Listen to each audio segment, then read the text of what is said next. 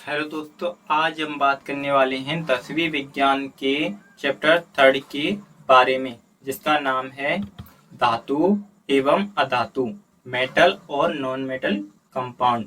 सबसे पहले हम बात करेंगे धातु एवं अधातुओं के भौतिक गुणधर्मों का तुलनात्मक अध्ययन। तुलनात्मक अध्ययन क्या होता है? जिसमें हम किन्हीं भी दो चीजों की समानताओं और अंतर को एक साथ अध्ययन करते हैं, उसे कहते हैं हम तुलनात्मक अध्ययन। सबसे पहले धातुओं में यदि हम बात करें तो धातुओं में धात्विक चमक पाई जाती है। धातुओं की जो सतह होती है कैसी होती है? चमकदार होती है। अधातुओं में धात्विक चमक नहीं पाई जाती, यानी अधातुओं की जो सतह होती है वह चमकदार नहीं होती। अधातुओं में एक अपवाद पाया जाता है आयोडीन का, यानी आयोडीन एक ऐसी अधातु है जिसमें धात्विक चमक पाई जाती है। सभी अधातुएं चमकदार नहीं होती सिवाय आयोडीन के। आयोडीन अधातुओं में अपवाद है जो कि चमकदार अधातु होती है। धातुएं प्रकाश का परावर्तन करती हैं, यानी धातुएं जो होती हैं प्रकाश को परावर्तित करती हैं, जबकि अधातुएं जो होती हैं प्रकाश को परावर्तित नहीं करती। धातुएं कठोर होती हैं, यानी अपवाद में हमारी धातुओं में देखें तो हमारी लिनाक यानी लिथियम, सोडियम और पोटेशियम, हमारी लिथियम, सोडियम और पोटेशियम तीन ऐसी धातुएं हैं जो अत्यधिक मुलायम होती हैं व इन्हें चाकू से आसानी से काटा जा सकता है। हमारी लिथियम, सोडियम और पोटेशियम इतनी मुलायम धातुएं होती हैं कि इन्हें चाकू से भी आसानी से काटा जा सकता है, जबकि अधातुएं जो होती हैं वह भंगुर प्रकृति की होती हैं। इसके अलावा इनमें अपवाद भी पाया जाता है। कार्बन का जो अपर रूप होता है हीरा, वह प्रकृति में मिलने वाला सबसे कठोर पदार्थ होता है। इसका गलनांक और क्वथनांक बहुत अधिक होता है। प्रकृति में मिलने वाला जो कार्बन का अपर रूप है हीरा, वह सबसे अधिक कठोर पदार्थ होता है अधातु होते हुए भी, जबकि शेष अधातुएं जो होती हैं भंगुर प्रकृति की होती हैं। सामान्यतः धातुएं जो होती हैं कमरे के ताप पर ठोस अवस्था में पाई जाती हैं, यानी कि जो हमारी धातुएं होती हैं कमरे के ताप पर किस अवस्था में पाई जाती हैं? ठोस अवस्था में पाई जाती हैं, जबकि इनमें एक अपवाद पाया जाता है जो मरकरी, पारा या फिर कहें Hg जो हमारी धातु है, यानी हमारा जो पारद या पारा धातु है वह कमरे के ताप पर द्रव अवस्था में पाई जाती है। इसके अलावा एक गैलियम हमारी धातु है जो कि गर्म दिनों में या कहें कमरे के ताप से कुछ अधिक ताप पर द्रव अवस्था में पाई जाती है। क्वेश्चन पूछा जाता है बोर्ड के एग्जाम में 1 नंबर का कि ऐसी धातु का नाम बताइए जो कमरे के ताप पर द्रव अवस्था में पाई जाती है। क्या नाम है उस धातु का? पारा धातु या मरकरी धातु, जो कि कमरे के ताप पर द्रव अवस्था में पाई जाती है। अधातुएं जो होती हैं वह कमरे के ताप पर या तो गैस अवस्था में या फिर ठोस अवस्था में पाई जाती हैं, जबकि हमारी जो एक ब्रोमीन अधातु है, ब्रोमीन अधातु कमरे के ताप पर द्रव अवस्था में पाई जाती है। धातुओं के पतले तार बनाए जा सकते हैं, जिसे तन्यता कहा जाता है। 1 ग्राम सोने से 2 किलोमीटर लंबा तार बनाया जा सकता है। हमारे जो धातुएं होती हैं उनमें तन्यता का गुण पाया जाता है, यानी धातुओं को खींचकर एक तार के रूप में परिवर्तित किया जा सकता है। 1 ग्राम सोने से 2 किलोमीटर लंबा तार तक खींचा जा सकता है, जबकि अधातुओं में तन्यता का गुण नहीं पाया जाता। धातुएं ऊष्मा और विद्युत की चालक होती हैं। जो धातुएं होती हैं ऊष्मा और विद्युत का चालन करती हैं, जबकि अधातुएं ऊष्मा और विद्युत की कुचालक होती हैं या हीन चालक होती हैं। उदाहरण के तौर पर बात करें, सल्फर अधातु ऊष्मा की कुचालक होती है, जबकि अधातुओं में अपवाद पाया जाता है कि जो ग्रेफाइट होती है, हमारे जो विद्युत सेल में अंदर की तरफ कार्बन की रॉड होती है वो होती है ग्रेफाइट की बनी, ग्रेफाइट एक धातु है जो कि विद्युत और ऊष्मा की चालक होती है। शेष धातुएं हमारी ऊष्मा और विद्युत की कुचालक होती हैं। जबकि धातुओं में बात करें तो चांदी और तांबा ऊष्मा की सर्वश्रेष्ठ चालक धातुएं होती हैं। एग्जाम में पूछा जाता है कि किन्हीं दो धातुओं के नाम बताइए जो ऊष्मा और विद्युत का सबसे अच्छा या सबसे अच्छी चालक होती हैं। तो हमारी चांदी और तांबा दो ऐसी धातुएं हैं जो ऊष्मा की सबसे अच्छी चालक होती हैं। जबकि लेड या मरकरी यानी कि हमारा जो पारा धातु है जो कमरे के ताप पर द्रव्यावस्था में पाई जाती है, साथ ही विद्युत की कुचालक होती है, यानी कि विद्युत का चालन नहीं करती। धातुएं ध्वनिक होती हैं, यानी धातुओं में ध्वनिक गुण पाया जाता है, यानी कि किसी भी हथौड़े या भारी चीज से धातुओं पर आघात करने पर धातुएं आवाज उत्पन्न करती हैं, जिन्हें धातुओं का ध्वनिक गुण कहा जाता है। जबकि अधातुओं में ध्वनिक गुण नहीं पाया जाता। धातुओं का द्रव्यमान घनत्व अत्यधिक होता है। ओस्मियम व ट्राइडियम ऐसी दो धातुएं हैं जिनका द्रव्यमान घनत्व सबसे अधिक पाया जाता है।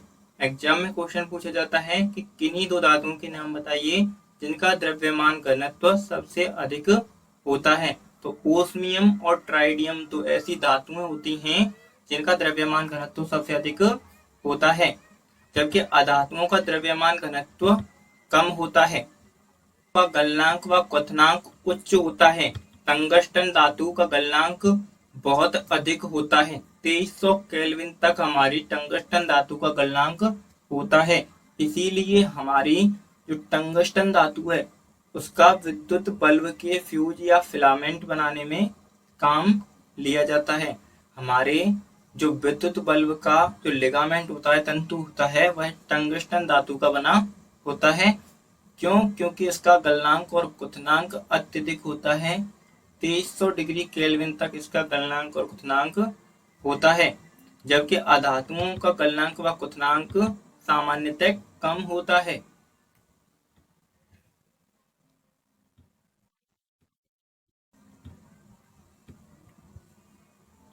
अब बात करते हैं धातुओं के रासायनिक गुणधर्मों के बारे में।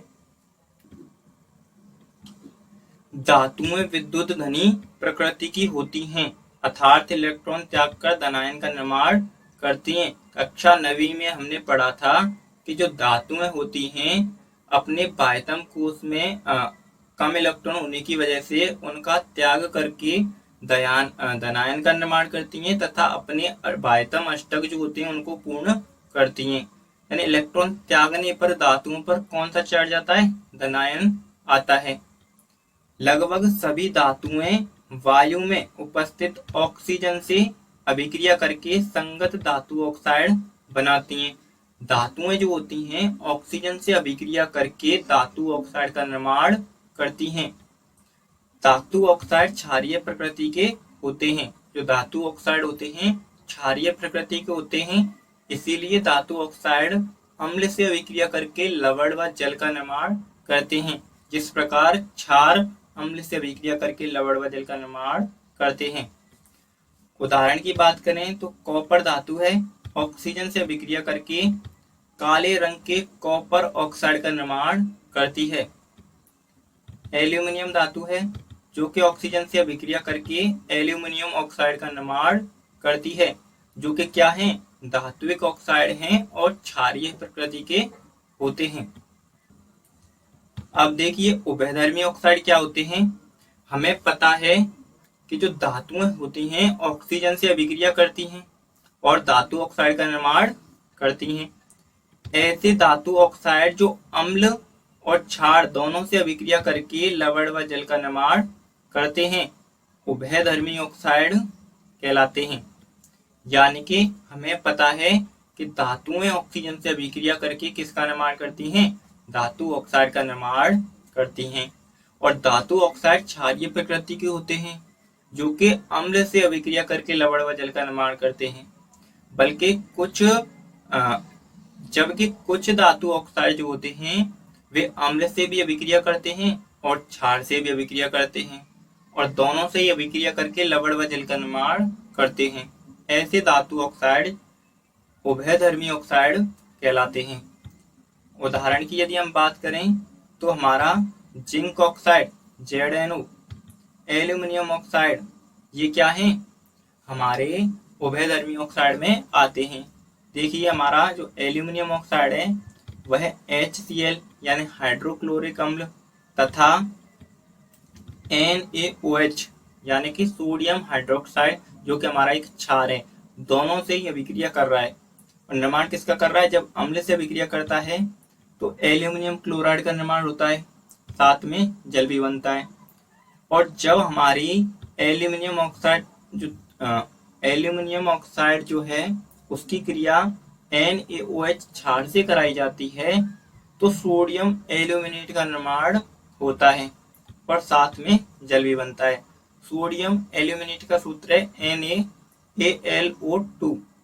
ये एग्जाम में पूछा जाता है कि सोडियम एल्यूमिनेट का सूत्र क्या है 1 नंबर का, तो NaAlO2। ये हमारे सोडियम एल्यूमिनेट का सूत्र होता है। अधिकांश धातु ऑक्साइड जल में अघुलनशील होते हैं। अधिकांश जो धातु ऑक्साइड होते हैं वह जल में अघुलनशील होते हैं, लेकिन कुछ जल में घुलकर क्षार प्रदान करते हैं। सोडियम ऑक्साइड एवं पोटेशियम ऑक्साइड निम्न प्रकार से जल में घुलकर क्षार प्रदान करते हैं। यानी सोडियम ऑक्साइड और पोटेशियम ऑक्साइड ऐसे ऑक्साइड होते हैं जो जल में घुलकर क्षार प्रदान करते हैं। सोडियम ऑक्साइड की क्रिया यदि हम जल से कराएं या सोडियम ऑक्साइड को जल में घोलें तो सोडियम हाइड्रोक्साइड क्षार का निर्माण होता है। जबकि पोटेशियम ऑक्साइड को जल में घोलते हैं तो पोटेशियम ऑक्साइड हाइड्रोक्साइड क्षार का निर्माण होता है। दोनों ही प्रबल क्षार होते हैं। अब देखिए भिन्न भिन्न धातुओं की ऑक्सीजन से भिन्न भिन्न अभिक्रियाशीलता, यानी अलग अलग जो धातुएं होती हैं वह ऑक्सीजन से अलग अलग क्रियाशीलता से अभिक्रिया करती हैं, किसी के साथ तेज तो किसी के साथ धीमी। सोडियम और पोटेशियम जैसी धातुएं केरोसिन तेल यानी मिट्टी के तेल में डुबोकर रखी जाती हैं, क्योंकि ये धातुएं ऑक्सीजन से बहुत तेजी से अभिक्रिया करती हैं व खुले में रखने पर आग पकड़ लेती हैं। एग्जाम में हमसे क्वेश्चन पूछा जाता है कि सोडियम और पोटेशियम धातुओं को मिट्टी के तेल या केरोसिन तेल में डुबोकर क्यों रखा जाता है। तो पोटेशियम और सोडियम हमारी दो अत्यंत क्रियाशील धातुएं होती हैं जो वायु में खुला छोड़ने पर ऑक्सीजन से अभिक्रिया करके आग पकड़ लेती हैं। इसीलिए इन्हें संरक्षित रखने के लिए मिट्टी के तेल में डुबोकर रखा जाता है। सामान्यतः धातुओं पर मैग्नीशियम, एल्यूमिनियम, जिंक और लेड आदि जैसी धातुओं की सतह पर ऑक्साइड की परत चढ़ जाती है। ऑक्साइड की यह परत धातुओं को पुनः ऑक्सीकरण से सुरक्षित करती है। यानी कि धातुएं जो होती हैं ऑक्सीजन से अभिक्रिया करती हैं और उन पर ऑक्साइड की परत चढ़ जाती है जो उनके पुनः ऑक्सीजन से अभिक्रिया को भी रोकती है। गर्म करने पर आयरन का दहन नहीं होता, लेकिन जब बर्नर की ज्वाला की लौ में यह लोहे के चूर्ण डालते हैं तब वह तेजी से जलने लगता है।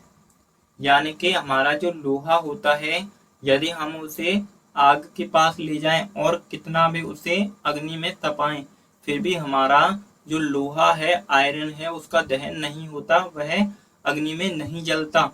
यदि हम लोहे का चूर्ण बना लें और चूर्ण को या बुरादे को अग्नि में डालें तो वह तेजी से ज्वाला के साथ जलता है। कॉपर का दहन नहीं होता, लेकिन गर्म धातु पर कॉपर ऑक्साइड की काले रंग की परत चढ़ जाती है। हमारी जो कॉपर होती है वह ऑक्सीजन से अभिक्रिया करके आग नहीं पकड़ती, ना ही उसका दहन किया जा सकता है। लेकिन हाँ, कॉपर जो होती है ऑक्सीजन से अभिक्रिया करके कॉपर ऑक्साइड यानी काले रंग की एक परत का निर्माण कर लेती है।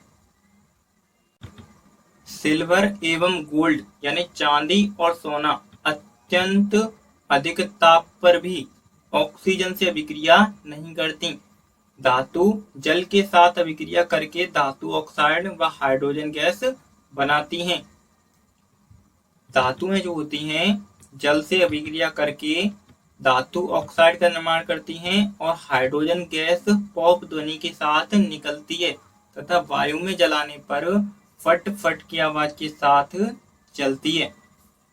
जो धातु ऑक्साइड जल में घुलनशील हैं, जल में घुलकर धातु हाइड्रोक्साइड प्रदान करते हैं यानी OH- आयन प्रदान करते हैं, लेकिन सभी धातुएं जल में घुलनशील नहीं होती। देखिए, धातु ऑक्साइड की क्रिया यदि हम क्या कराएं, जल से कराएं तो धातु हाइड्रोक्साइड का निर्माण होता है। यानी कि जैसे हमारी पोटेशियम धातु है, इसकी क्रिया हम किससे करा दें, जल से करा दें तो KOH यानी पोटेशियम हाइड्रोक्साइड तथा हाइड्रोजन गैस का निर्माण होगा। इसके साथ ही ऊष्मा का भी उत्सर्जन होगा, अत्यधिक ऊष्मा भी उत्सर्जित होगी। इसी प्रकार सोडियम धातु है, जल से क्रिया कराई सोडियम हाइड्रोक्साइड का निर्माण हुआ। कैल्शियम धातु की क्रिया जल से कराई, कैल्शियम हाइड्रोक्साइड का निर्माण हुआ। एल्यूमिनियम धातु की क्रिया जल से कराई, एल्यूमिनियम ऑक्साइड का निर्माण हुआ। आयरन की क्रिया जल से कराई, आयरन ऑक्साइड का निर्माण हुआ। यानी कि जब हमारी किसी भी धातु की क्रिया हम किससे कराते हैं, जल से कराते हैं तो धातु हाइड्रोक्साइड का निर्माण होता है। साथ ही सभी में हाइड्रोजन गैस और अत्यंत ऊष्मा का भी उत्सर्जन होता है।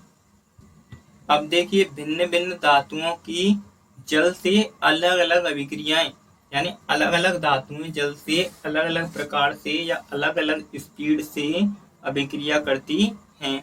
कुछ धातुएं तेजी से अभिक्रिया करती हैं तो कुछ धीमे से अभिक्रिया करती हैं। सोडियम एवं पोटेशियम जैसी धातुओं में ठंडे जल के साथ तेजी से अभिक्रिया करती हैं। जो हमारी सोडियम और पोटेशियम जो कि अत्यधिक अभिक्रियाशील धातुएं हैं, वह ठंडे जल के साथ भी तेजी से अभिक्रिया करती हैं। वह इसकी अभिक्रिया इतनी तेज तथा ऊष्माक्षेपी होती है, यानी अत्यधिक ऊष्मा का भी उत्सर्जन होता है अभिक्रिया में, कि इससे उत्सर्जित हाइड्रोजन आग पकड़ लेती है। जो हमारी अभिक्रिया में हाइड्रोजन गैस निकलती है और साथ में ही ऊष्मा निकलती है, वह सोडियम और पोटेशियम हमारी धातु में इतनी अत्यधिक तीव्र अभिक्रिया होती है ठंडे जल में भी कि जो हाइड्रोजन गैस उत्पन्न हो रही है वह आग पकड़ लेती है। तो कैल्शियम की अभिक्रिया थोड़ी धीमी होती है। इसमें उत्सर्जित ऊष्मा हाइड्रोजन के जलने के लिए पर्याप्त नहीं होती। यानी कैल्शियम की क्रिया जब हम किससे कराते हैं, जल से कराते हैं, तो उससे बनने वाली जो हाइड्रोजन गैस है और उत्पन्न होने वाली ऊष्मा है, वह उत्पन्न होने वाली ऊष्मा इतनी प्रबल नहीं होती कि हाइड्रोजन आग पकड़ ले। उपरोक्त अभिक्रिया में उत्पन्न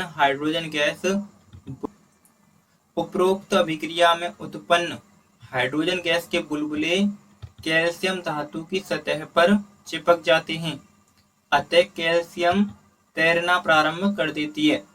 उपरोक्त अभिक्रिया में हमारे में जो हाइड्रोजन गैस बनती है वह बुलबुलों के साथ कैल्शियम धातु की परस्पर चिपक जाती है, जिससे हमारी कैल्शियम धातु जो होती है पानी में तैरना प्रारंभ कर देती है। एल्यूमिनियम, आयरन व जिंक जैसी धातुएं ना तो ठंडे पानी के साथ और ना ही गर्म पानी के साथ अभिक्रिया करती हैं, जबकि हमारी जो कुछ धातुएं जैसे एल्यूमिनियम, आयरन और जिंक, ये ना तो ठंडे जल के साथ और ना ही गर्म जल के साथ, किसी भी प्रकार के जल के साथ कोई भी अभिक्रिया नहीं दर्शाती, यानी कि अत्यंत कम अभिक्रियाशील धातुएं होती हैं।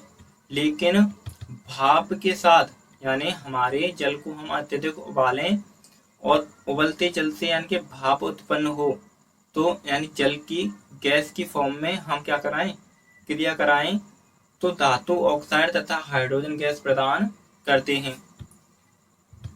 PbCu यानी लेड, कॉपर और Ag तथा ओरम यानी चांदी और सोना जैसी धातुएं जल के साथ अभिक्रिया नहीं करती। यानी ये धातुएं जो होती हैं अत्यंत कम अभिक्रियाशील होती हैं। हमारा सोना है, चांदी है, प्लेटिनम है। धातुएं अम्ल के साथ अभिक्रिया करके संगत लवण व हाइड्रोजन गैस का निर्माण करती हैं। जो धातुएं होती हैं वह अम्ल के साथ अभिक्रिया करके लवण व हाइड्रोजन गैस का निर्माण करती हैं। जैसे यहाँ पर हमने धातु ली कोई भी, वह उसकी क्रिया किससे कराई? अम्ल से कराई, तो किसका निर्माण होगा? लवण और हाइड्रोजन गैस का निर्माण होगा। यहाँ पर देखिए हमारा सोडियम हमने धातु ली, हाइड्रोक्लोरिक अम्ल से क्रिया कराई, किसका निर्माण हुआ? NaCl, सोडियम क्लोराइड या नमक का निर्माण हुआ। यहाँ से जो Na है, यहाँ से Cl को निकल NaCl के रूप में निकल जाएगा और यहाँ से हाइड्रोजन गैस निकल जाएगी। उसके बाद Mg है जो कि यहाँ से क्या करेगा? MgCl को लेकर निकल जाएगा और निर्माण कर लेगा किसका? MgCl2 का, और यहाँ से हाइड्रोजन गैस के रूप में निकल जाएगी। Zn है जो कि यहाँ से Cl को लेकर निकल जाएगा, निर्माण कर लेगा ZnCl2 का, और यहाँ से हाइड्रोजन गैस निकल जाएगी। यहाँ से आयरन है हमारा जो कि Cl को लेकर निकल जाएगा और निर्माण कर लेगा किसका? FeCl2 का, और हाइड्रोजन गैस निर्मित होगी। हम किसी भी धातु की क्रिया अम्ल से कराएं, किसका निर्माण होगा? लवण का तथा हाइड्रोजन गैस का निर्माण होता है। लवण का और हाइड्रोजन गैस का निर्माण होता है। जब धातुएं नाइट्रिक अम्ल जो कि एक दुर्बल अम्ल है के साथ अभिक्रिया करती हैं तब हाइड्रोजन गैस उत्सर्जित नहीं होती। यानी नाइट्रिक अम्ल एक दुर्बल अम्ल होने के कारण हाइड्रोजन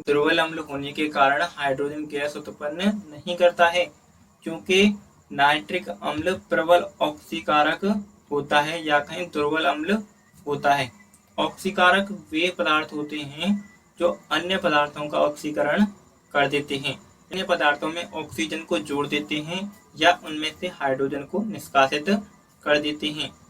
जो उत्पन्न हाइड्रोजन को ऑक्सीकृत करके जल का निर्माण करता है एवं स्वयं नाइट्रोजन के लिए किसी ऑक्साइड जैसे कि N2O, NO या फिर NO2 यानी नाइट्रोजन डाइऑक्साइड या नाइट्रोजन ऑक्साइड आदि में अपचयित हो जाता है।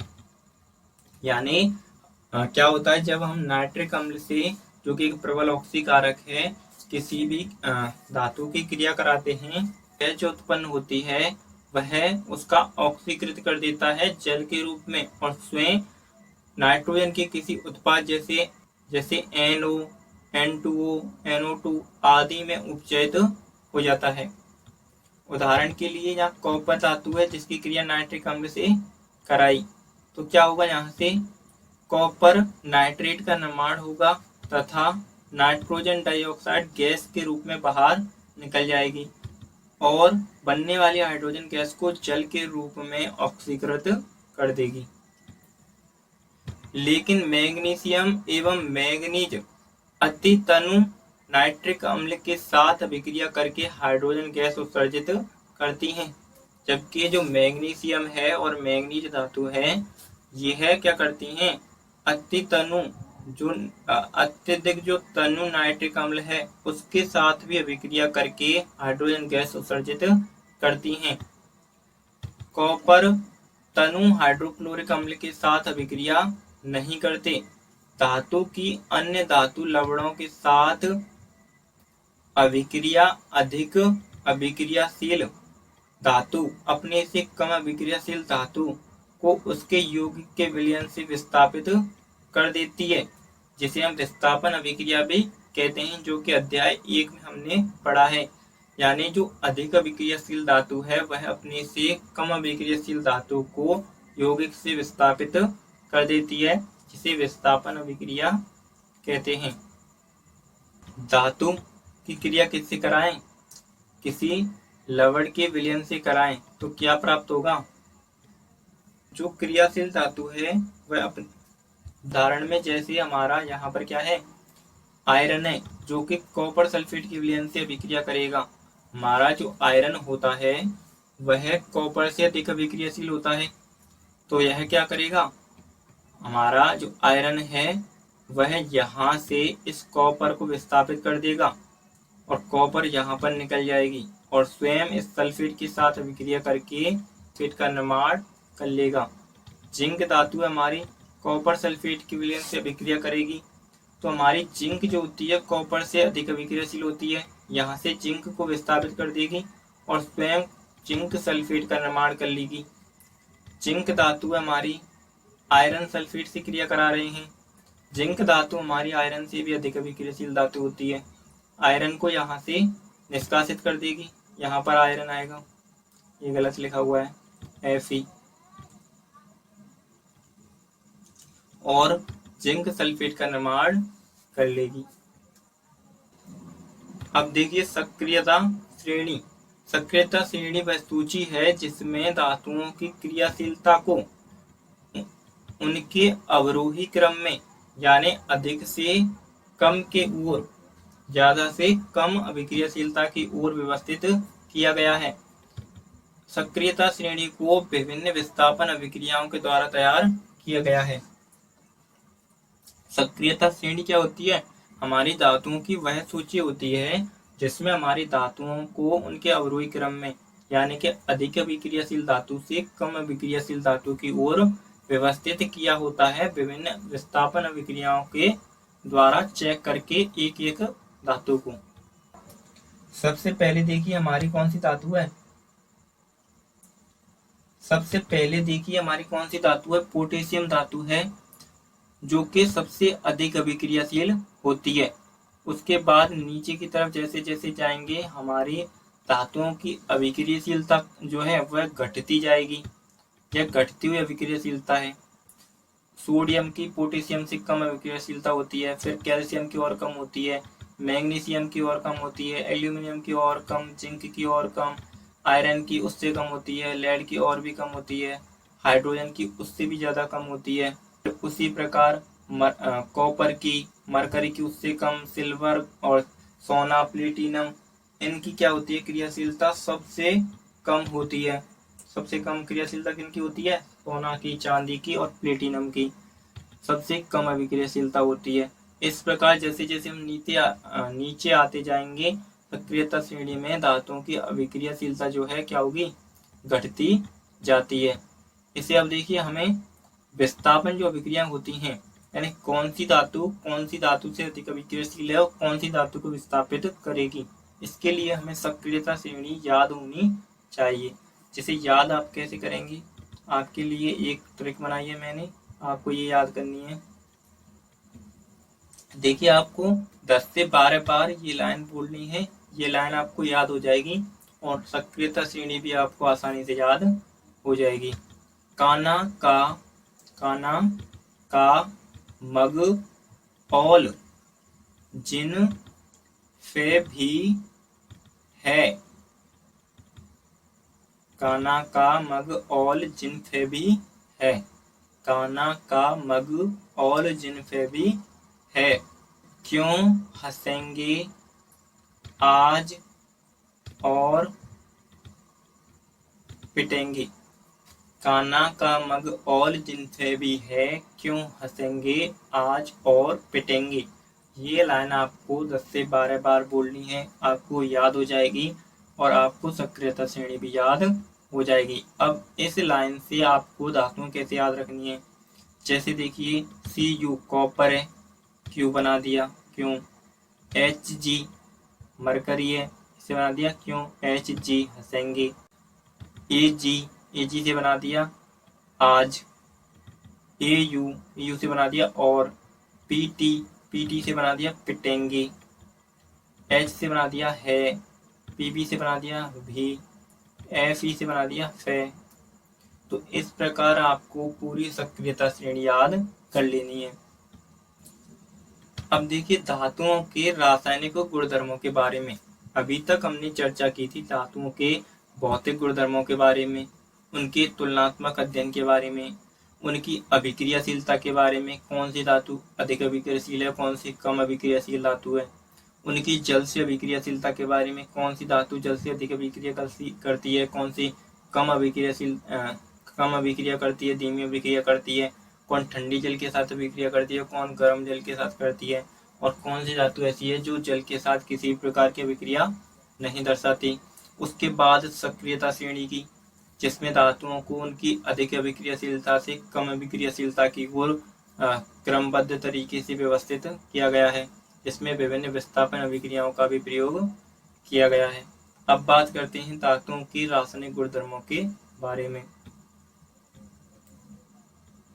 धातुएं ऑक्सीजन से अभिक्रिया करके अम्लीय या उदासीन ऑक्साइड बनाती हैं, जो कि अम्लीय प्रकृति के होते हैं। धातुएं जो होती हैं ऑक्सीजन से अभिक्रिया करके जो ऑक्साइड का निर्माण करती हैं, वे ऑक्साइड अम्लीय प्रकृति के होते हैं, और ये अम्लीय प्रकृति के ऑक्साइड होने की वजह से जल क्षार के साथ अभिक्रिया करके लवण व जल का निर्माण करते हैं। जिस प्रकार अम्ल क्षार के साथ अभिक्रिया करके लवण व जल का निर्माण करते हैं। उदाहरण, कार्बन डाइऑक्साइड जो CO2 गैस होती है हमारी, वह अम्लीय ऑक्साइड होती है।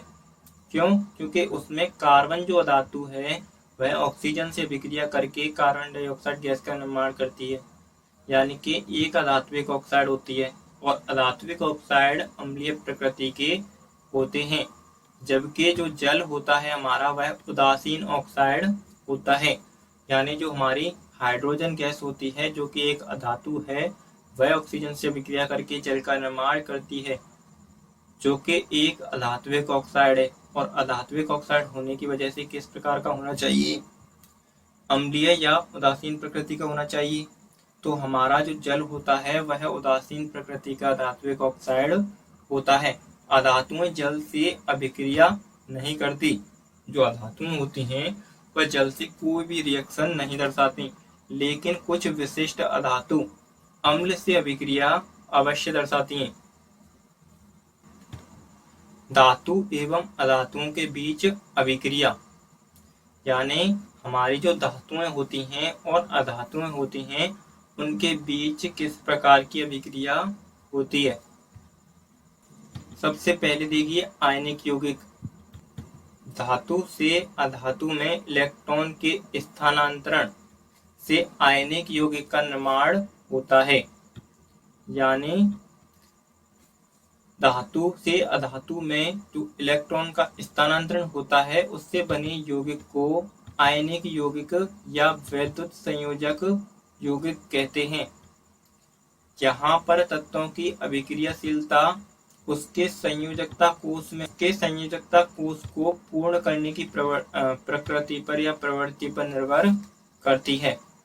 देखिए क्या होता है, धातु और अधातुओं के बीच क्या अभिक्रिया होती है कि धातुएं जो होती हैं वह इलेक्ट्रॉन का त्याग करती हैं, और अधातुएं उस इलेक्ट्रॉन को अपने बाह्यतम कोष के अष्टक को या संयोजकता कोष को पूर्ण करने के लिए ग्रहण कर लेती हैं, जिससे आयनिक यौगिकों का निर्माण होता है, जिन्हें वैद्युत संयोजक यौगिक भी कहा जाता है।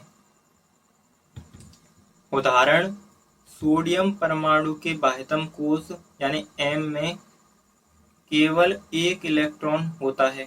यदि यह अपने M कोष से एक इलेक्ट्रॉन देता है, यानी कि त्याग कर देता है, तब L कोष इसका बाह्यतम कोष बन जाता है, जिसमें अष्टक उपस्थित है। दूसरी ओर क्लोरीन जो एक अधातु है के बाह्यतम कोष में 7 इलेक्ट्रॉन होते हैं तथा अष्टक पूर्ण करने के लिए इसे एक इलेक्ट्रॉन ग्रहण करने की आवश्यकता होती है।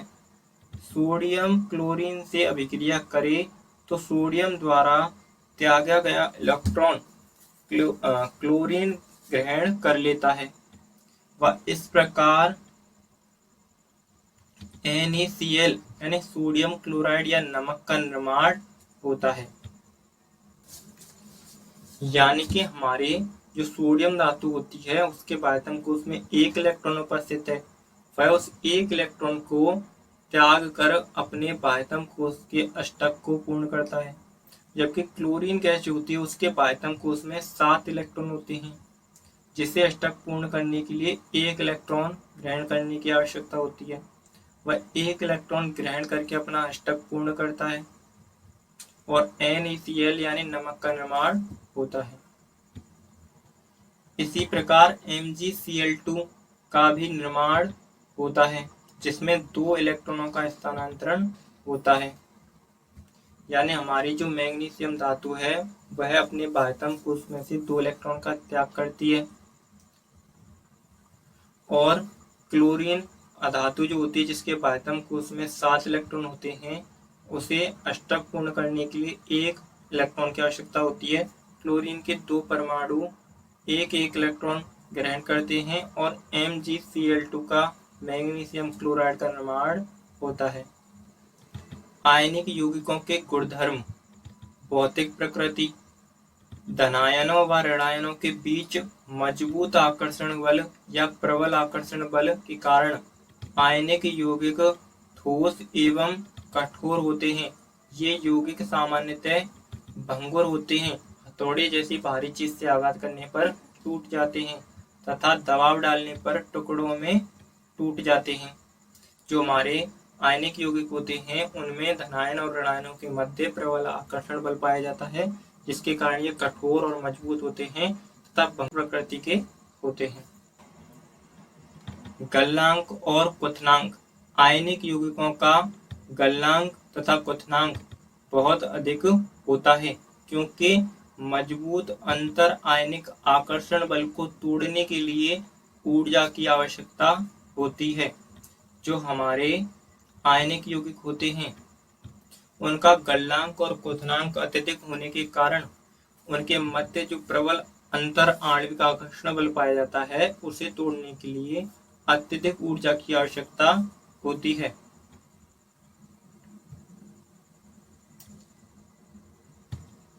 अगला है घुलनशीलता। ये यौगिक यानी कि आयनिक यौगिक जल में विलय यानी घुलनशील होते हैं तथा केरोसिन, पेट्रोल जैसे कार्बनिक विलायकों में अविलय या फिर अघुलनशील होते हैं। अब है विद्युत चालकता। किसी विलयन से विद्युत के चालन के लिए आवेशित कणों की गतिशीलता आवश्यक होती है। यानी कि किसी भी विलयन से यदि हमें विद्युत धारा का चालन करना है तो उस विलयन में आवेशित कण जो है वो गतिशील अवस्था में होने चाहिए। आयनिक यौगिकों के जलीय विलयन में उपस्थित आयन विलयन में विद्युत धारा प्रवाहित करने पर विपरीत इलेक्ट्रोडों की ओर गमन करने लगते हैं। ठोस अवस्था में आयनिक यौगिक विद्युत का चालन नहीं करते, क्योंकि ठोस अवस्था में दृढ़ संरचना के कारण आयनों की गति संभव नहीं होती। लेकिन आयनिक अवस्था में या आयनिक यौगिक विलयन में विद्युत का चालन करते हैं, क्योंकि गलित अवस्था में विपरीत आवेशों वाले आयन के मध्य स्थिर विद्युत आकर्षण बल ऊर्जा के कारण क्योंकि गलित अवस्था में विपरीत आवेशों वाले आयनों के मध्य स्थिर विद्युत आकर्षण बल ऊर्जा के कारण कमजोर पड़ जाता है। इसीलिए आयन स्वतंत्र रूप से गमन करते हैं एवं विद्युत का चालन करते हैं और ऋणायन उनकी गति होनी चाहिए। आयनिक यौगिक होते हैं उनमें धनायन और ऋणायन होते हैं, जो कि विद्युत धारा का चालन करने पर की ओर गति करते हैं। जो हमारा धनायन होता है वह कैथोड यानी ऋणात्मक सिरे की ओर गमन करता है, जबकि हमारा जो ऋणायन होता है वह एनोड यानी कि पॉजिटिव इलेक्ट्रोड की ओर गमन करता है, जिससे विद्युत धारा का चालन आसानी से हो जाता है। अब है धातुओं का निष्कर्षण, यानी धातुएं जो होती हैं किस प्रकार से निकाली जाती हैं, किस प्रकार से धातुएं प्राप्त की जाती हैं। सबसे पहला होता है खनिज। खनिज क्या होता है? पृथ्वी की भूपरपटी पर या भूपटल पर प्राकृतिक रूप में पाए जाने वाले तत्वों या यौगिकों को खनिज कहते हैं। यानी पृथ्वी की भूपरपटी पर जो प्राकृतिक रूप से यौगिक या तत्व पाए जाते हैं उन्हें खनिज कहते हैं। अयस्क किसे कहते हैं? पृथ्वी की भूपरपटी में कुछ विशेष स्थानों पर खनिजों में कोई विशेष धातु काफी अधिक मात्रा में पाई जाती है, जिसे अयस्क कहते हैं। यानी कि खनिज में कोई एक विशेष तत्व या यौगिक जो अत्यधिक मात्रा में उपलब्ध होता है उसे अयस्क कहते हैं। अब है गैंग। गैंग क्या होती है? पृथ्वी से प्राप्त खनिज अयस्कों में मिट्टी, रेत आदि कई अशुद्धियां होती हैं, जिन्हें गैंग कहते हैं। धातुओं के निष्कर्षण से पहले अशुद्धियों को हटाना आवश्यक होता है। यानी जो हमारी खनिज होते हैं उनमें कोई विशेष प्रकार की धातु पाई जाती है अत्यधिक मात्रा में, उसे अयस्क कहते हैं। और अयस्क में रेत है, मिट्टी है, कंकड़ आदि प्रकार की अनेक अशुद्धियां पाई जाती हैं, जिन्हें गैंग कहते हैं। अब है अभिक्रियाशीलता के आधार पर धातुओं का विभाजन। फर्स्ट पॉइंट है निम्न अभिक्रियाशील धातुएं। यानी अभिक्रियाशीलता के आधार पर हम धातुओं को कितने भागों में बांट सकते हैं? 3 भागों में डिवाइड कर सकते हैं या 3 भागों में बांट सकते हैं। निम्न अभिक्रियाशील धातुएं, मध्यम अभिक्रियाशील धातुएं और उच्च अभिक्रियाशील धातुएं। सबसे पहले हम बात कर रहे हैं निम्न अभिक्रियाशील धातुएं।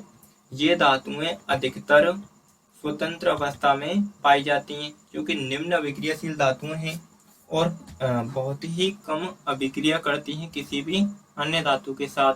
उदाहरण के लिए सोना, चांदी, प्लेटिनम, कॉपर आदि धातुएं जो होती हैं अत्यधिक निम्न क्रियाशील धातुएं होती हैं। इसीलिए हमारी सोना है, चांदी है, प्लेटिनम है, ये कैसी होती हैं? चमकदार होती हैं, अत्यंत चमकदार होती हैं। क्यों? क्योंकि किसी अन्य धातु के साथ अभिक्रिया नहीं करती। कॉपर एवं सिल्वर अपने सल्फाइड अयस्कों या ऑक्साइड अयस्कों के रूप में संयुक्त अवस्था में भी पाई जाती हैं। इसके अलावा कॉपर है अपने सल्फर, इसके अलावा कॉपर है, सिल्वर है अपने सल्फाइड या ऑक्साइड अयस्कों के रूप में भी पाई जाती हैं। अब है मध्यम अभिक्रियाशील धातुएं। ये मुख्यतः ऑक्साइड या सल्फाइड या फिर कहें कार्बोनेट के रूप में पाई जाती हैं। उदाहरण लेड एवं आयरन। लेड और आयरन जो होती हैं मध्यम अभिक्रियाशील धातुओं के उदाहरण हैं, और यह अपने या तो सल्फाइड अयस्क के रूप में या ऑक्साइड अयस्क के रूप में या फिर कार्बोनेट के रूप में भी पाई जाती हैं। अब है उच्च अभिक्रियाशील धातुएं। सक्रियता श्रेणी में सबसे ऊपर की धातुएं इतनी अधिक अभिक्रियाशील होती हैं कि ये कभी भी स्वतंत्र तत्व के रूप में नहीं पाई जाती। यानी कि हमारी सक्रियता श्रेणी में सबसे ऊपर की जो धातुएं हैं, यानी लिनाक, lithium, sodium, potassium, magnesium, aluminium, ये अत्यंत अभिक्रियाशील धातुएं होती हैं।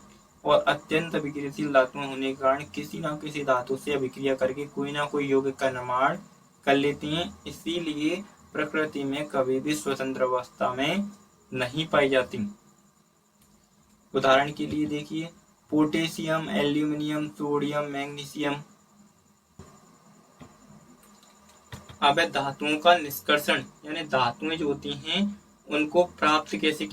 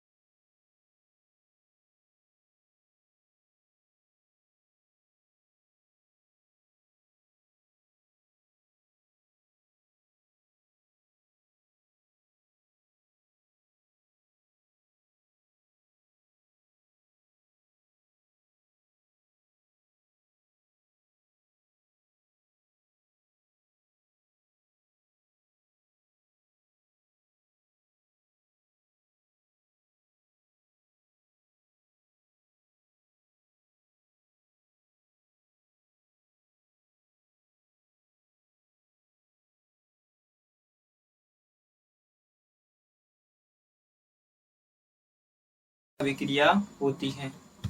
मैंगनीज डाइऑक्साइड एल्यूमिनियम से अभिक्रिया करके मैंगनीज गैस के रूप में अपचयित हो जाती है तथा एल्यूमिनियम ऑक्साइड निष्कासित होता है, साथ ही ऊष्मा का भी उत्सर्जन होता है। यह विस्थापन अभिक्रियाएं अधिक ऊष्माक्षेपी होती हैं, यानी कि अत्यधिक ऊष्मा उत्सर्जित होती है। इनमें उत्सर्जित ऊष्मा की मात्रा इतनी अधिक होती है कि धातुएं गलित अवस्था में प्राप्त होती हैं। एक और इम्पोर्टेंट अभिक्रिया है थर्मिट अभिक्रिया।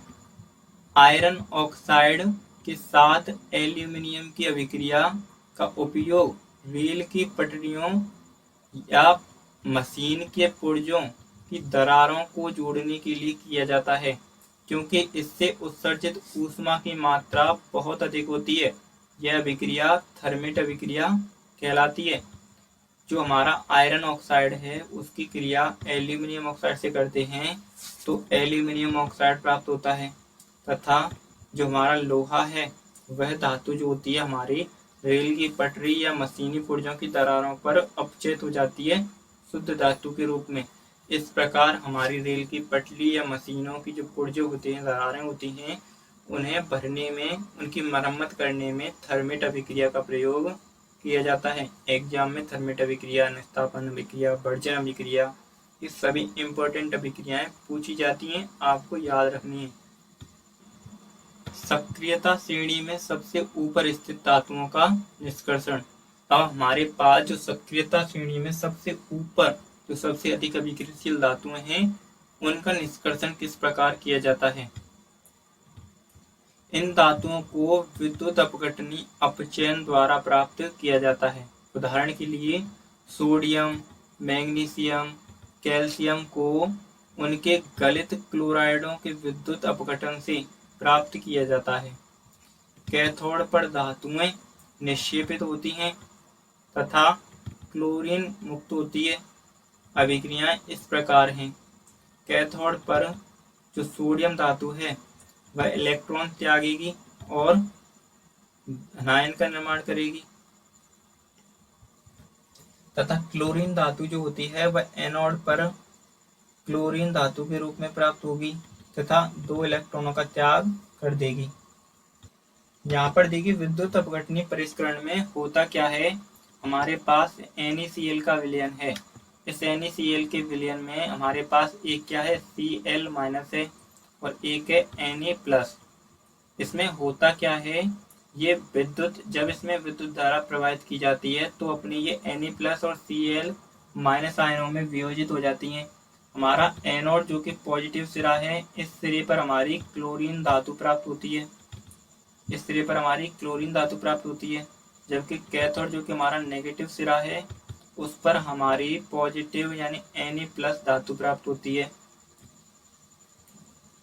इस प्रकार NaCl का जो विलयन है उसमें Na+ और Cl- ये 2 धातुएं प्राप्त होती हैं, जो कि N+ और नेगेटिव यानी इलेक्ट्रॉन त्याग करके और इलेक्ट्रॉन ग्रहण करके धातुओं के रूप में प्राप्त हो जाती हैं।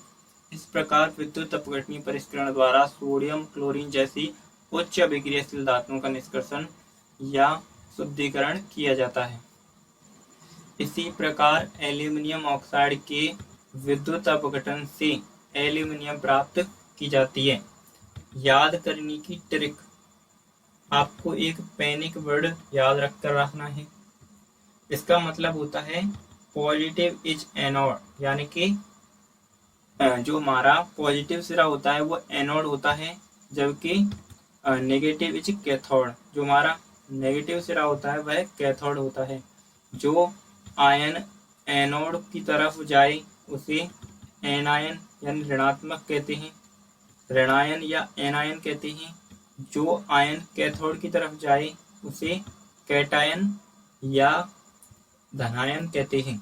यानी कि हमारे पैनिक वर्ड से आपको याद रख के रखना है कि नेगेटिव सिरा जो हमारा होता है कैथोड होता है, वो कैथोड की तरफ जाने वाला जो हमारा आयन होता है वह कैटायन या धनायन होता है। जो पॉजिटिव सिरा होता है हमारा वो एनोड होता है, और एनोड की तरफ जाने वाला जो आयन होता है वो एनायन या ऋणायन होता है। अब देखिए धातुओं का परिष्करण। अपचयन प्रक्रमों से प्राप्त धातुएं शुद्ध नहीं होती, अतः इन्हें परिष्कृत किया जाता है या शुद्धिकृत की जाती हैं, जिससे अपद्रव्य हट जाते हैं, यानी जो अवांछनीय जो पदार्थ होते हैं इनमें वे हट जाते हैं एवं शुद्ध धातु प्राप्त होती है। सबसे पहला आता है विद्युत अपघटनी परिष्करण, यानी कि विद्युत धारा का प्रवाह करके जो परिष्करण किया जाता है उसे विद्युत अपघटनी परिष्करण कहते हैं। धातुओं के शुद्धिकरण के लिए सर्वश्रेष्ठ विधि मानी जाती है। धातुओं के शुद्धिकरण या परिष्करण की यह सबसे ज्यादा प्रचलित विधि है। Copper, zinc, tin, nickel, silver और औरम आदि जैसे अनेक धातुओं का परिष्करण इस विधि से किया जाता है। यानी जो अत्यधिक अभिक्रियाशील धातुएं होती हैं ज्यादातर उनका जो परिष्करण है वह विद्युत अपघटनी परिष्करण द्वारा किया जाता है, सबसे अधिक प्रचलित विधि है। इस प्रकरण में अशुद्ध धातु को एनोड तथा शुद्ध धातु को कैथोड की पतली परत के रूप में इस्तेमाल किया जाता है। विद्युत अपघटनी परिष्करण में होता क्या है, हमारी जो शुद्ध धातु होती है उसे पतली परत के रूप में कैथोड बनाया जाता है और जो अशुद्ध धातु होती है उसे एनोड की मोटी परत के रूप में उसका इलेक्ट्रोड तैयार किया जाता है। धातु के लवण विलयन का उपयोग विद्युत अपघट्य के रूप में किया जाता है और जो हमारा जो विद्युत अपघट्य होता है वह किसी धातु का लवणीय विलयन होता है। विद्युत अपघट्य से जब विद्युत धारा प्रवाहित की जाती है तब एनोड पर स्थित अशुद्ध धातु विद्युत अपघट्य में घुल जाती है व इतनी ही मात्रा में शुद्ध धातु विद्युत अपघट्य से कैथोड पर निक्षेपित हो जाती है। विलय अशुद्धियां विलयन में चली जाती हैं, अविलय अशुद्धियां एनोड तली पर निक्षेपित हो जाती हैं, जिन्हें एनोड पंख कहती हैं। हमारी जो शुद्ध धातु थी कैथोड पर और अशुद्ध धातु थी एनोड पर एक मोटे इलेक्ट्रोड के रूप में। क्या होता है, हमारा जो मोटा एनोड है जिस पर अशुद्ध धातु है उसमें से कुछ धातु विलयन में निक्षेपित हो जाती है विद्युत धारा प्रवाहित करने पर और उतनी ही मात्रा में विलयन से शुद्ध धातु कैथोड की पतली जो हमारे इलेक्ट्रोड है उस पर निक्षेपित हो जाती है। अब देखिए संचारण क्या होता है। पिछले भी अध्याय में हम संचारण के बारे में पढ़ चुके हैं। जब कोई धातु अपने आसपास आर्द्रता यानी नमी, अम्ल और वायु आदि के संपर्क में आती है तो यह संचारित हो जाती है तथा यह प्रक्रिया संचारण कहलाती है। संचारण के कारण जो है लोहे की जो वस्तुएं होती हैं जैसे जहाज है, पुल है, कार है, बसें हैं, रेलिंग है, जब धातुओं की जो वस्तुएं होती हैं खराब हो जाती हैं अत्यधिक आर्थिक हानि होती है। उदाहरण के लिए यदि हम बात करें जो हमारी चांदी होती है, चांदी पर काली परत चढ़ जाती है संचारण के कारण। तांबा जो होता है तांबे पर हरी परत चढ़ जाती है संचारण के कारण। और जो लोहा होता है वह संचारण के कारण किसका निर्माण कर लेता है, जंग का निर्माण कर लेता है। अब संचारण से सुरक्षा यानी कि पेंट करके, तेल लगाकर या फिर वस्तुओं पर, लोहे की वस्तुओं पर ग्रीज लगाकर या फिर यशद लेपन करके जिसे गैल्वेनीकरण भी कहते हैं, या फिर क्रोमियम का लेपन करके या फिर उसका एनोडीकरण करके या उसकी मिश्र धातु बनाकर आदि कई प्रकार की विधियों या उपायों से हम हमारी लोहे की वस्तु होती है उसे संचारित होने से बचा सकते हैं। इनमें से कुछ विशेष प्रकार की विधियां निम्न हैं। अब देखिए गैल्वेनीकरण या यशद लेपन क्या होता है। लोहे एवं इस्पात को जंग से सुरक्षित करने के लिए इस पर जिंक की परत चढ़ाई जाती है। यानी कि लोहे या इस्पात पर जिंक की परत चढ़ाना या जस्ते की परत चढ़ाना यशद लेपन कहलाता है। क्या कहलाता है, यशद लेपन कहलाता है। 1 नंबर या 2 नंबर का क्वेश्चन पूछ लिया जाता है, याद रखकर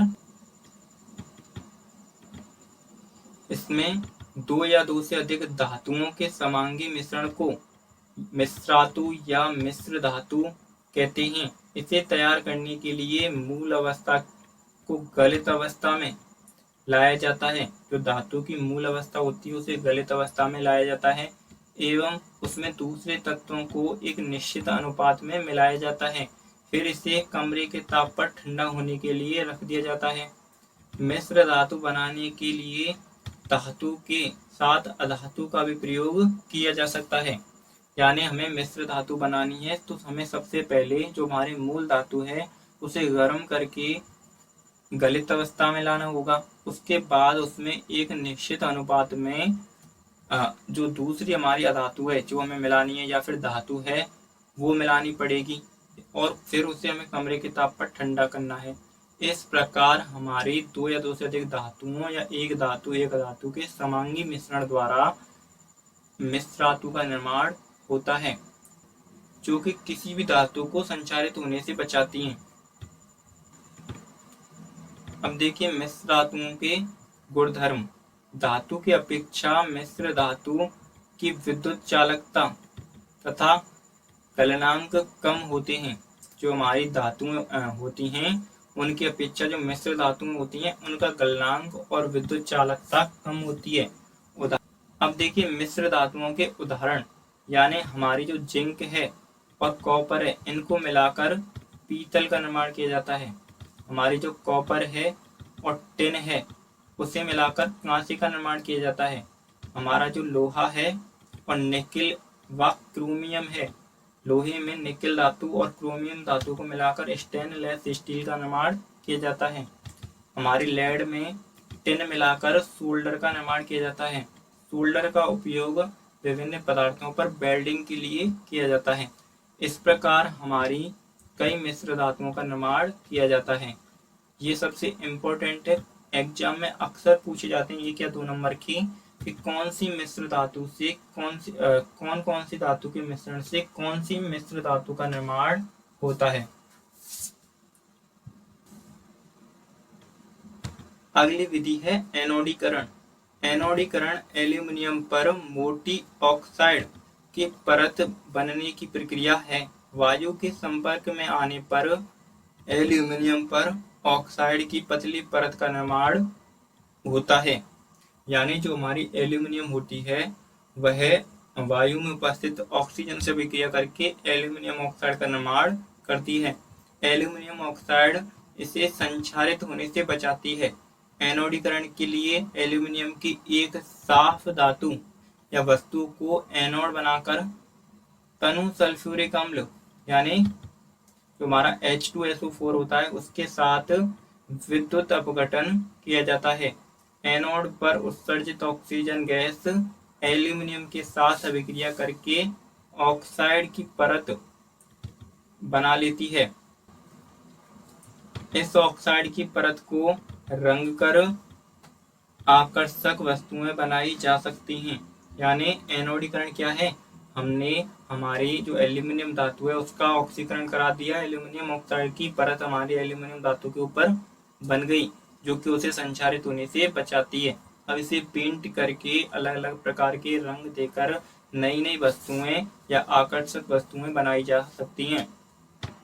अब देखिए अन्य महत्वपूर्ण बातें जो हमें याद रखकर रखनी है वह क्या है कि शुद्ध सोने को 24 कैरेट कहते हैं। यानी हमारा जो शुद्ध सोना होता है वह 24 कैरेट का होता है। एग्जाम में पूछा जाता है कि शुद्ध सोना कितने कैरेट का होता है, तो शुद्ध सोना 24 कैरेट का होता है जो काफी नरम होता है। शुद्ध सोना हमारा काफी नरम होता है। शुद्ध सोने के नरम या मुलायम होने की वजह से उसके आभूषण नहीं बनाए जाते, आभूषण नहीं बनाए जा सकते। इसीलिए आभूषण बनाने के लिए इसमें चांदी या तांबे का 2 कैरेट मिलाया जाता है। भारत में अधिकांश आभूषण बनाने वाले 22 कैरेट सोने का उपयोग होता है। इसका मतलब होता है कि इसमें 22 कैरेट शुद्ध सोना है और 2 कैरेट चांदी या तांबा मिला हुआ होता है। अब देखिए एक्वारेजिया या अम्लराज या फिर रॉयल जल किसे कहते हैं। यह 3:1 के अनुपात में सांद्र सल्फ्यूरिक अम्ल जो कि एक प्रबल अम्ल है तथा सांद्र नाइट्रिक अम्ल जो कि एक ध्रुवल अम्ल है, यानी प्रबल अम्ल और ध्रुवल अम्ल का 3:1 में मिश्रण होता है जो कि ताजा घोल होता है या ताजा मिश्रण होता है यह है, तथा यह सोने को भी गला सकता है, जबकि दोनों में से किसी अम्ल में इतनी क्षमता नहीं होती कि यह प्रबल संक्षारक है प्लेटिनम को गला सकता है। हमारा जो एक्वा रिजिया होता है प्रबल संक्षारक होता है जो हमारे सोने और प्लेटिनम जैसी धातुओं को भी गला सकता है। एक्वा रिजिया का प्रयोग सोने के आभूषणों को साफ करने के लिए किया जाता है। अब देखिए अमलगम क्या होता है। यदि हमारी मिश्र धातु में कोई एक धातु पारा है या पारद है तो उसे हम मिश्रातु या तो हम अमलगम कहते हैं।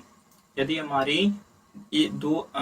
हमारी मिश्र धातु में कोई एक धातु पारा है तो हमारी इस प्रकार की मिश्रातु क्या कहलाएगी, अमलगम कहलाती है। नोट दिया हुआ है जो कि आपको याद रखना है। हमारी जो कॉपर होती है कैसे कलर की होती है, हरे कलर की। कॉपर सल्फेट नीले कलर की होती है। फेरस सल्फेट हरे कलर की होती है। आयरन हमारा लाल या भूरे कलर का या लालिमा युक्त होता है, या फिर कहें ईंट जैसे कलर का होता है, पकी ईंट जैसे कलर का। जिंक सल्फेट रंगहीन होता है, जबकि सिल्वर ऑक्साइड काले रंग का होता है, यानी चांदी पर ऑक्सीकरण से काले रंग की परत का निर्माण होता है। कॉपर ऑक्साइड काले रंग का होता है। जिंक ऑक्साइड हरे रंग का होता है। इसके अलावा हमारी कुछ क्या है मिश्र धातुएं हैं जो कि याद रखनी है, जो कि हमने पहले भी जिनके बारे में बात कर चुके हैं, जिनमें से कुछ हमारी रह गई थी, जैसे कि लोहा और जिंक से इस्पात का निर्माण होता है। जिंक और कॉपर की मिश्रातु पीतल होती है। कॉपर और टिन की मिश्रातु कांसा होती है। सिल्वर टिन और लेड की मिश्रातु सोल्डर होती है। आयरन और निकेल तथा क्रोमियम की मिश्रातु स्टेनलेस स्टील होती है। धातु तथा एक धातु क्या है, मरकरी है, तो ऐसी मिश्रातु अमलगम कहलाती है। मरकरी धातु कमरे के ताप पर द्रव अवस्था में पाई जाती है। मरकरी एक ऐसी धातु है जो कमरे के ताप पर द्रव अवस्था में पाई जाती है। बाकी शेष धातुएं कमरे के ताप पर ठोस अवस्था में पाई जाती हैं। कमरे का ताप कितना होता है, 25 से 30 डिग्री सेल्सियस ताप को कमरे का ताप कहते हैं। गैलियम और सीजियम दो ऐसी धातुएं होती हैं जिनका गलनांक बहुत कम होता है, इसीलिए हथेली पर रखने पर ये पिघल जाती हैं। आयोडीन एक ऐसी अधातु है जो चमकीली होती है, यानी आयोडीन अधातु जो होती है उसमें उसकी सतह चमकदार होती है। शेष धातुएं जो होती हैं वह चमकदार नहीं होती। हीरा प्रकृति में पाए जाने वाला सबसे कठोर अधातु होती है जो कि कार्बन का एक अपर रूप है। ग्रेफाइट अधातु जो होती है विद्युत की चालक होती है। लिनाक यानी लिथियम सोडियम पोटेशियम धातुएं जो होती हैं अत्यधिक मुलायम होती हैं, चाकू से भी आसानी से काटी जा सकती हैं। इसके अलावा अत्यधिक अभिक्रियाशील भी होती हैं, जिन्हें संरक्षित रखने के लिए मिट्टी के तेल या केरोसिन तेल में डुबोकर रखा जाता है। ब्रोमीन अधातु कमरे के ताप पर द्रव अवस्था में पाई जाती है, जबकि सल्फाइड या सल्फर जो धातु होती है वह जल से तीव्र अभिक्रिया करती है और आग पकड़ लेती है। इस प्रकार हमने पूरे चैप्टर की बात की। पूरे चैप्टर में सभी प्रकार की धातुओं में अंतर की बात की, उनकी अभिक्रियाशीलता की बात की, जल से किस प्रकार अभिक्रियाशीलता, अम्ल से किसी, क्षार से कैसी, इसके अलावा उनका निष्कर्षण देखा, वर्जन, निस्तापन और थर्मेट जैसी इंपॉर्टेंट अभिक्रियाएं देखी।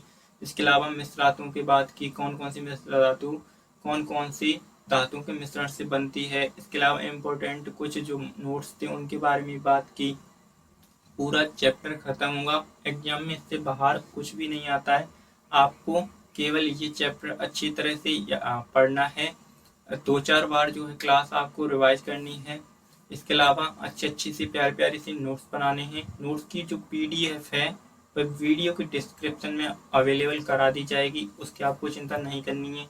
अगली वीडियो में हम बात करने वाले हैं अध्याय 4 के बारे में।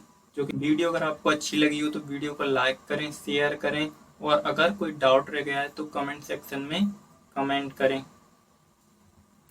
इसके अलावा आप यदि हमारे चैनल पर पहली बार विजिट कर रहे हैं तो चैनल को सब्सक्राइब कर लें और बेल आइकन को दबा दें, ताकि जब भी मैं कोई नई वीडियो अपलोड करूं आपको उसकी नोटिफिकेशन सबसे पहले प्राप्त हो सके। धन्यवाद।